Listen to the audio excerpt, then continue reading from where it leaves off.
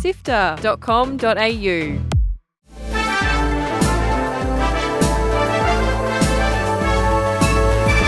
Hi, I'm Fiona Bartholomaeus.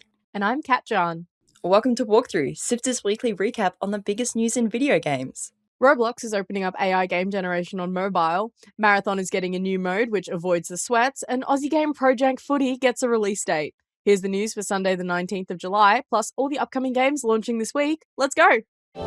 Join the SIFTER community on Discord at sifter.com.au/Discord. Roblox have announced a new tool that will let creators turn text-based prompts into AI slop. I mean basic games, using only their phones. Free to all creators to some extent, Build will be available in the Roblox mobile app, with some paid options available to power members.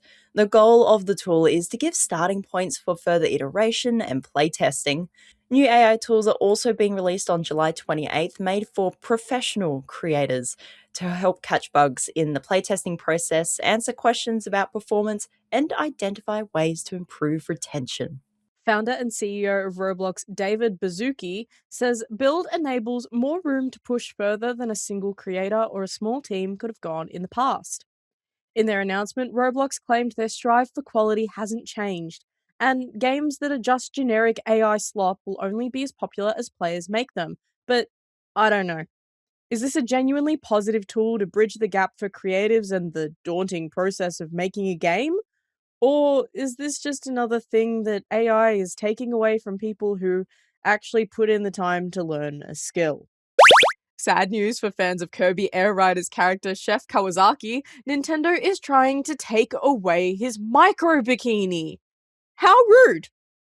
The beloved Kirby character, known for wearing a big white apron and chef's hat, has been the target of a running joke within the Kirby community, with fans suggesting that he might be hiding a skimpy little micro bikini under his cookware. So of course, fans did what they do best, and thanks to the in-game skin customization tool, KIRBY Air Riders has been populated by dozens of custom vehicle designs that feature the beloved chef in a skimpy two-piece bikini. Sadly, Nintendo has begun to actively purge the Chef Kawasaki micro bikini designs after they hit top of the list for most popular fan-made designs. Just let him live, Nintendo. A lower stakes PvE mode is coming to Bungie's extraction shooter Marathon. Previously, the only game modes available were PvP, but now those of you with slow reflexes or a fear of confrontation will now have the choice to fight mobs only. The experimental mode will be called Vault Breaker and will be set on the Cryo Archive map exclusively for now, and will also allow solo, duo, or 3-player teams. Unlike the PvP mode, players will not extract with the loot they find. It can only be used for that run. Instead, they will exfil with Vault Data, a currency you can use to upgrade your starter kit. If you're thinking this is sounding very roguelike, you're not the only one. Vault Breaker will be dropping on the 21st of July, so let the ex-Destiny players in your life know that this could be their rebound game. Finally, some really great news for soon-to-be Aussie classic Pro Jank Footy, as a release date was announced this week. Less than a month away, the NBA Jam-inspired, arcade-oriented take on Aussie rules is coming on August 13th, and we cannot wait.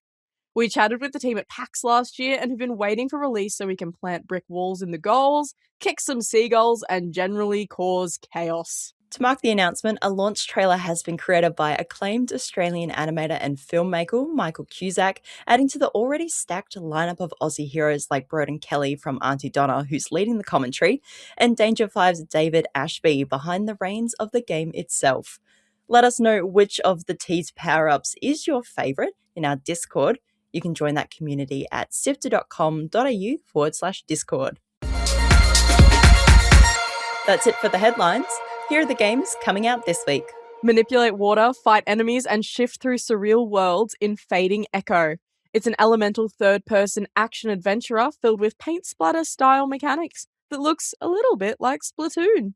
Cross into alternate versions of the Technicolor world of Coral and save it from the evil Paradox Corporation. It's out on PC on the 21st. Tears of Metal is a brutal-looking SRPG, Scotsman RPG as the genre is commonly called, where you lead your clan in battles across the hills and dales. A mysterious meteor has appeared on your land, so it's time to prepare your kilt and sporran for a co-op roguelike gameplay. The art in this has a half-tone stylized look, so a bit like a pulpy comic book. You can play Tears of Metal on the 22nd on PC. It's time to get inked as the OGs are back with Splatoon Raiders. It's a new single-player game where you play as the Mechanic, a new protagonist for the series, exploring the mysterious Spiralite Islands in search of treasure. There'll be lots of enemies to fight and new gadgets to try out, and there's co-op too. Grab it on Switch 2 on the 23rd. Fucking love Splatoon. Should keep that in. It's a big week for Diablo-styled ARPGs, with cult hit Grim Dawn releasing its third and final expansion, FANGS of Astarkarn. It features a new Berserker class, loads more land to explore, and heaps of endgame mechanics. You can play that on PC on July 23rd. And finally, staying in the realm of ARPGs, Kiwi developers Grinding Gear Games are releasing the latest expansion for Path of Exile 1, Curse of the ALLFLAME. The new content redevelops the game's core mechanics and introduces brand new pirate-themed gameplay, which will find you collecting treasure charts and trawling up powerful gear from the briny depths. Set sail on this one on July 25th, also on PC. Articles to read, Videos to watch. and podcasts to listen to. SIFTER.com.au.